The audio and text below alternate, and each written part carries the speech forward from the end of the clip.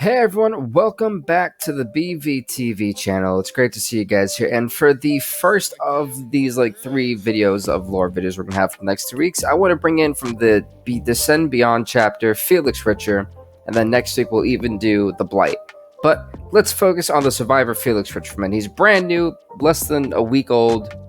So here we go. As you guys know, again with this stuff, we basically tie it back into real life and make it as relatable as I possibly can to you guys, to me, and just how I feel. Did he deserve to be here or not, and so on and so on. So let's get straight into the Felix Richter story.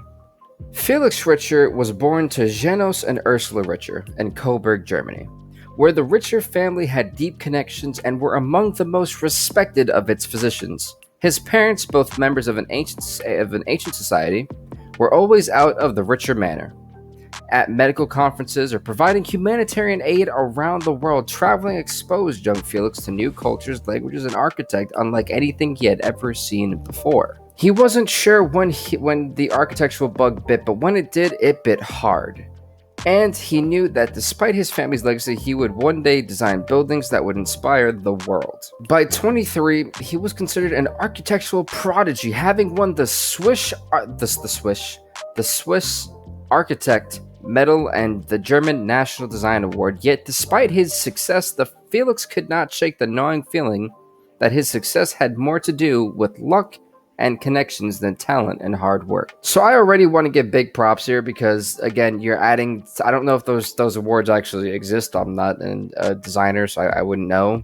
But if they do, great job, day by time, that it makes it just a little bit more realistic. So I always want to give props to that. But anyway, let's continue with the story. Growing up, Felix was socially awkward and introverted, preferring his imagination to the company of others. He had few friends, so when he wasn't traveling with parents, Felix was in his father's library, devouring rare books, studying history and architecture, soaking up anything and everything he could on architectural movements throughout the centuries. Soaking up anything. Oh, I already said that. Haha, never mind. Let's continue. His father hoped young Felix would learn to be more outgoing and hired every possible specialist to improve his social skills. Oh my goodness, this is yikes. All right, so a big issue I have here, parents. If your kid is not socially, with it, that just means that they just don't want to be around people. There's nothing wrong with that. Now, if they're sitting there, singing 1, 2, 3, Freddy's coming for you, then yeah, you should probably hire a specialist and a psychologist. But if they're not doing that, you're fine, I think. Don't take my advice. I don't have kids. But I just feel like, hiring a specialist for this, just because he didn't want to talk to people or was socially awkward isn't, in my opinion, I know for a while I was socially awkward as a kid. So, it took me to high school to where I was like, hey, hi, everyone. My name is so-and-so. So yeah, I don't know. I just kind of have an issue with that. I feel like that his parents are kind of overreacting. But anyway, continuing on with the story. When these efforts failed, he threw in the proverbial towel and figured his son would learn when he was ready. See, good job, dad there, or parents, whoever. Anyway, he then joined young Felix in the library where he helped him build elaborate wooden models of buildings, and while telling him wild stories about his secret club and their ancient battle against a dark and ominous force. What the hell is this? Stories Felix was sure his father had made up to make his Imperati group sound cooler than it actually was. Felix sometimes wondered if his design sensibilities came from his summer trips to Dyer Island, a private island that boasted some of the world's finest homes and designs. Here's my issue. The group, the Imperati, seems like a cult, and the whole idea with that kind of such a gray and shaky area. That's all I'm gonna say about it. I don't know how I feel about the dark and ominous force. Are you guys on a bad trip or what's going on here, guys? Come on, explain. Anyway, going back to the story, every summer, Felix would accompany his parents to the island where members of the Imperati would encourage their children to network and forge lifelong connections. Felix didn't mingle with other teenagers, but he did make 4 friends who, like himself, didn't quite fit the high society mold. They were often ridiculed by other teens and despairingly called the pariahs, a name that they liked and gladly adopted. Instead of practicing public speaking and engaging in endless debates, the pariahs spent most of their time exploring the ruins, mysteries of the island until one of their adventures took a turn for the worse. Here we go. Exploring an abandoned internment camp, they descended into what seemed to be an underground laboratory where they uncovered old leather journals with illustrations and notes of inhumane experiments conducted on prisoners of the First Opium War, held by the British East India Company. As they pushed through a locked door, they found a chamber scattered with human skeletons and dusty vials filled with an unknown serum. Before they could examine the contents, the ground seemed to shake beneath their feet, and a hissing sound filled their ears. A strange fog suddenly appeared, and giant claws seemed to burst from the ground as dark imagination mingled with reality to terrorize them. That would be the entity right there. So here's the thing. I do want to take a pause right here because I did sneak a peek into the Blight story before I came to Felix to see if there was any ties, and I love the fact they do such a great job at this Dead by Daylight.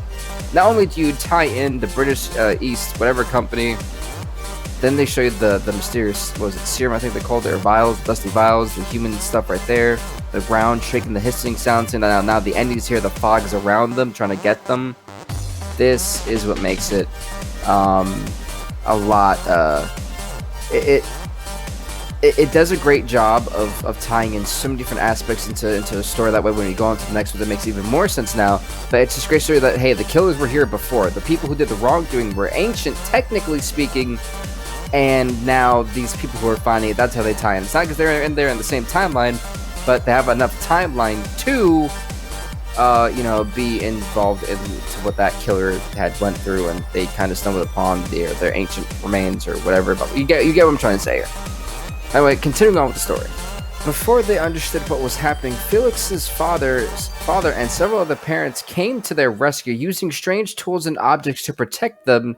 Felix stared at the scene in shock and disbelief and wasn't sure if he was dreaming or living one of his father's ridiculous supernatural stories. By the time he realized it wasn't a dream, it was all over. The pariahs were safe, but their parents had mysteriously disappeared without a trace. After the shock of his father's disappearance, Felix searched for any theory that could help him understand the phenomena that had occurred on the island. See, my thing is this, and this is my question, right? What if they're not dead? I don't think that they're dead, but you know how you have the Benedict Arnold guy sitting up and the labyrinth, I'm gonna call it, of the entity, where he's like, when you go through the archises and everything and the tombs. My thing is, I think he kept the entity kept them in one of those things, just not as just prisoners, kind of. I can't see the entity killing them because it just vanished without a trace, kind of similar to like a lot of other people which can't vanish without a trace. Obviously, there's something not right here, and this is this evil, this horrid thing. I don't think they're dead. I think they were kidnapped. I mean, obviously they were kidnapped, but they're probably sitting there in kind of a similar room that just kind of floats around as a spectator to the games, to the trials that we see that get played out in Dead by Daylight. That's personally what I think. But anyway, as I've kind of gone far off here, let's go try to retrack back to the story, shall we? He exchanged notes with the pariahs and other people he had met online who had also lost loved ones in a similar way. The tragedy had fostered a strong relationship between the pariahs, and for years they worked together to unravel the mystery of what had happened to their parents. But nothing made sense, and every lead they pursued hit a dead end. With their time, their efforts dwindled, and 5 friends slowly grew apart, each going their separate ways, hoping to forget the nameless darkness that robbed them of their parents. Over the years, Felix proved to be an exceptional architect. Though he found little inspiration working for others, he realized his father was right. His lack of social skills was holding him back. With dedication and purpose, he improved his diction and decorum and learned how to network or act, as he liked to call it. He created the perfect facade to make himself more likable and popular with potential clients. After working for several architectural firms, he established his firm with his colleague Lauren Golder. Both shared a similar vision and were philosophically opposed to formulaic modernist buildings, often experimenting with unusual materials, shapes, and structures. Felix continued to undermine traditional expectations in favor of the edgy and unconventional devices that set the architectural world abuzz. But even with all the accolades, he couldn't shake the feeling that he was a phony. Like an actor who had learned a part instead of the true architect who inspired the world with an impeccable design. During these moments of insecurity and self-doubt, he would distract himself with endless parties and down his anxiety with alcohol, wishing his father was still around for some harsh advice and tempered wisdom. So what I like here is that, again, we see the downfall. They're still tying in that he moved on from it, but he still has held on to the fact that his father is not there anymore. It's made him sad, unhappy, angry. He's been anxiety. He's becoming an alcoholic. He's basically having a downfall, which is quite interesting to see, especially how successful he really is. Anyway, continuing on the story here, eventually Felix's girlfriend announced that he was going to be a father. The news shook him to the core, and wanting to inspire his unborn child as much as his father inspired him, he quickly pulled his life together. What he needed was a project that would challenge him and cement his worth as an architect. As fate would have it, the perfect opportunity presented itself when old friends of his father commissioned his firm, Richter and Golder, to build something new and unconventional on Dyer Island. The challenge excited and terrified Felix, who now drowned his anxieties in articles and books on parenting. What I like is now, once again, Debida tying in the story of what happened as a kid. Now he's going back there. Now that he's not really thinking about Dyer Island, thinking about being a parent. So now his mind is shifted. He's not really worrying about what might happen if he goes back to that, which is smart. I love the way they did that. Great job, Debida Daylight. Anyway, continuing, within 6 months, the Dyer Restoration Project was underway, and Felix surveyed the island. He suddenly heard a familiar voice calling out to him from beyond the shattered Victorian buildings and crumbling ruins, hiding dark stories long hidden and forgotten. Though a strange gathering fog, he saw a form slowly take shape. His eyes widened and his lips parted, but no words issued forth. Could it be? Was it possible? No, it couldn't be. It was impossible. And yet, before I even go further into the story, as you know what's going to happen here, the entity is going to play on some type of form and kidnap, and that's how he's going to get going into the realm of the entity. Think about how genius this entity is. It's an evil, sadistic, manipulative being that preys on your happiest thoughts and uses it against you. That right there is something that is truly evil. But anyway, continuing on with the final paragraph of the story, let's get right into it, shall we? With the dawning realization, Felix staggered back as he watched his father emerge from the fog. His legs felt weak and his rising heartbeat thrashed his ears. It was him. It was really him. His unborn child would know his grandfather. And he could finally show him how much he had accomplished since he disappeared. They stared at one another for a long moment. Then his father gave him a look of disappointment, turned his back on him, and proceeded to walk away. Over his pounding heart, Felix chased after him and was never seen again. As you know, that wasn't Felix's father. That was a figure of him that the entity used, obviously, to do that exactly that, because they knew what would happen. And unfortunately, that's why Felix Richter was never seen again. And it's sad, but again, the entity just knows how to play his cards right, or its cards right, I should say. So, you know, honestly, what did you guys think of the story?